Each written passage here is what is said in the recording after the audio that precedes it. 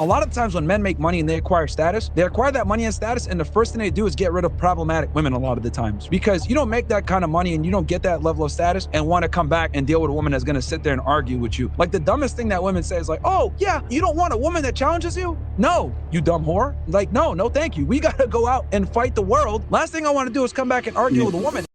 So what I'm about to say does not represent any of the members of the panel. So I'm just going to be very honest and blunt about what I'm about to say, because it might be offensive. The reality is most women are retarded, okay? And the reality about this that guys need to understand when I say that most women are retarded is that the software is always the same. The hardware is what's different, whether the skin color, the cultural background, whatever, the hardware is always the same. Sorry, the software is always the same, the hardware might be different. So the only real difference, right, sometimes is cultural situations, background, the way they grew up, etc., will maybe dictate their mannerisms, the way they behave, and what they're trying to do. But at the end of the day, all women are trying to do the same thing, which is do what? Get the best man that they can get based on their education level, socioeconomic level, where they stand socioeconomically. And that's just kind of how it goes. Now, different races and different cultures obviously go about it in different ways, right? We can look at a lot of black women. They're attracted to the thug type. They're attracted to men that exude masculine characteristics, though they might be more, reminiscent of like being a criminal, because these are traits that women look for in a lot of situations.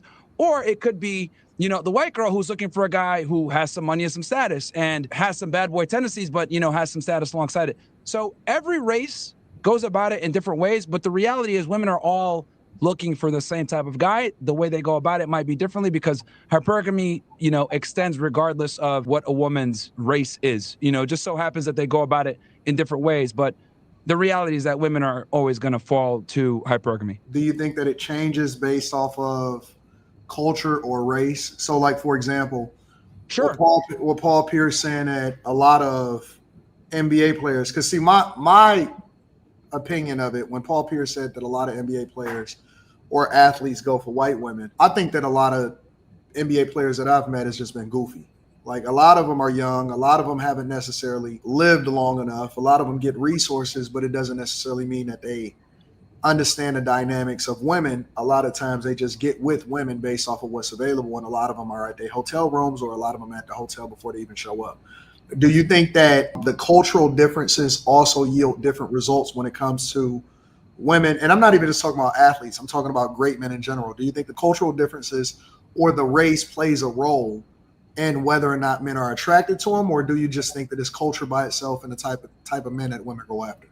I mean, it's such a multitude of different things. Like, if we're going to talk about NBA players, right, for example, just as the first one. So a lot of these guys play college first. When you're in college, a lot of the times you're in a white dominant, situation where you're an athlete, you're Division I athlete. I could say this from experience from being Division I athlete myself. Like, the women are going to just gravitate towards the D1 athletes. And then when you're a basketball player or a football player at a Division I school, you're kind of at the top of the pecking order from a social status perspective.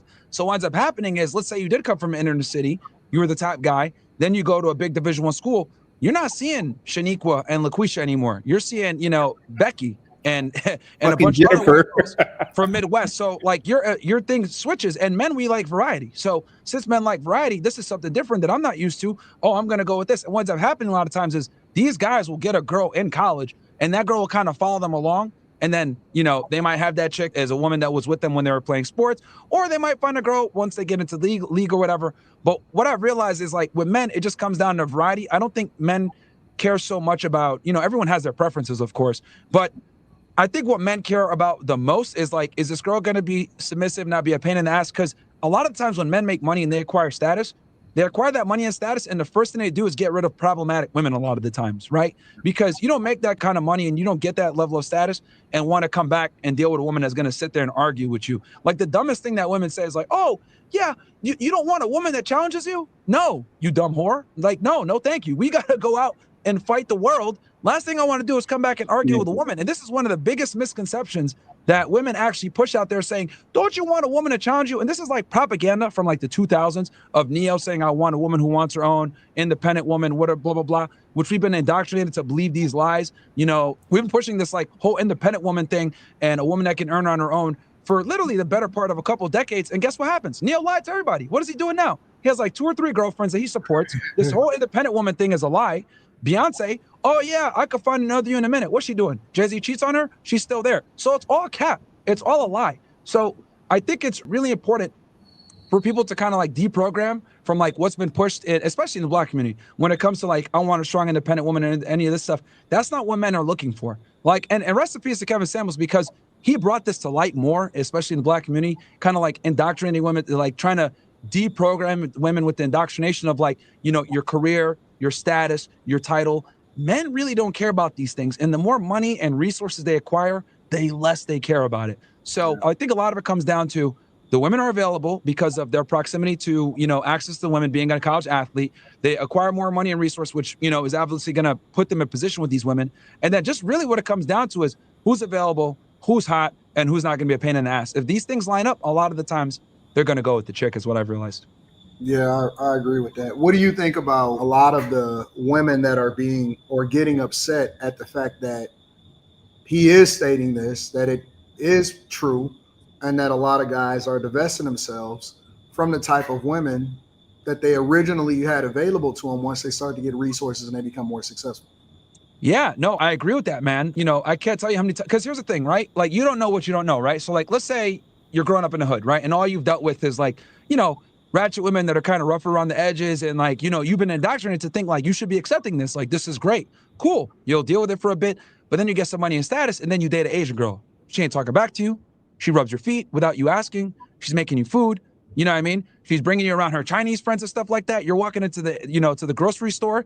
Niggas aren't telling you hurry up and buy no more. You're like, damn, this feels kind of nice. So what ends up happening, right? Like, okay, this is nice. Like, I've never experienced this before. And when you get this different treatment, you're like, damn, I can't go back to LaQuisha now. I'm not trying to argue with her. I like Ling Ling. Ling Ling loves me a long time and she don't argue with me.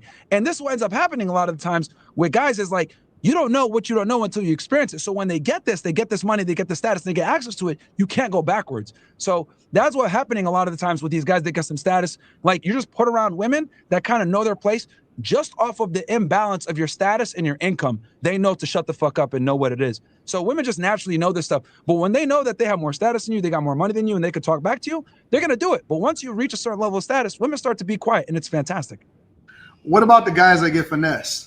So, like, for example, I know that it's a lot of women that make the adjustment because they know that they're around a certain type of guy. And then, Q Diddy, you can jump in too. But I just got this one last question. What about the guys that wind up getting finessed? That's the biggest problem. And this happens so much. I mean, me and you have seen it, Anton, probably like in this sphere on, you know, with celebrities every single time, you know, especially with young guys that have a lot of money that like that trick or do some other stuff, especially like on these OnlyFans girls, because like it's a cool thing now to get with these e-thoughts. So that's the biggest problem for guys that have some influence and some status. And this is why it's so important to be like red pill aware, especially when you got some money and status. Like, you have to be even more on point because you have way more to lose. I mean, look at what's going on right now with Shannon Sharp. Like, this is wild, right? But he should have kind of known that this chick being an OF girl, because I guarantee you, like a chick like this, you offer a girl 10 million, most girls would have taken that deal. You know what it is? He promised her a dream and she didn't get it. So now she's going to burn down the house with everything because the vitriol at which she's going at him and how she's trying to make this public and tarnish his name in the process, whilst hurting her own reputation, by the way. Like, the fact that she's going so hard tells me that he made some promises to her, like, oh, you're going to be the one, I love you, blah, blah, blah. They're in a long-term relationship, so they probably had some kind of serious talks. So I think, like, what's going on with that situation is he made some promises, he's not keeping them, and now she's pissed off. What was you about to say, Quentin? I was raising my hand to the guy that gets finessed. Oh, you get finessed? I have been.